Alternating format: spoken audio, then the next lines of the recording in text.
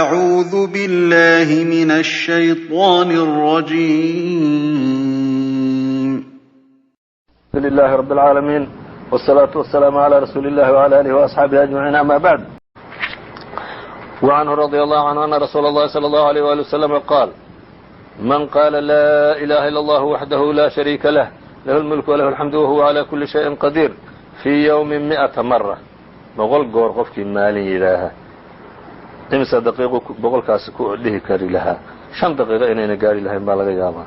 subxaan laa ilaaha illa allah wahdahu laa shariika lah lahu lmulku walahu alxamdu wahuwa calaa kulli shayin qadiir. qofkii sidaa dhaha fii yowmin maalin 100 mara boqol goor dhaha kaanat lahu waxay ula mid ahaanaysaa cadla 10 riqaabin 10 qof xorayntood ayay ula mid noqonaysaa wax u dhigma. وkutiba lahu 100 xasana boqol xasanaa loo qoraya وamuxiyat canhu 100 sayi'a boqol sayi'ana waa laga tuuraya. وakaanat lahu xirzan min الshayطaan waxayna noqonaysaa xirsi xidh shayطaanka uu ka xirsi xidhan yahay bay noqonaysaa yowmahu dalika maalintiisaasoo dhan xataa yumsiya ilaa ka gabaldhacsado. walam yaأti axadun qofna lama imaanayo biafضala mima jaءa bihi waxa uu la yimid wax ka fadli badan iyo cibaado ka fiican. xadiidkaa dhexdiisuu ka bilaabmaya.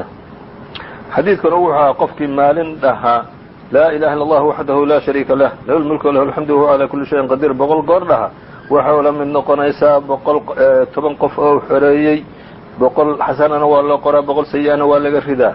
wakaanat lahu waxayna u ahaanaysaa xirzan min ashayطaani yowmahu dalika xataa yumsi maalintaasoo dhanna shayطaan xirsi xir buu uga ahaanaya ilaa uu gobolka uga dhaco.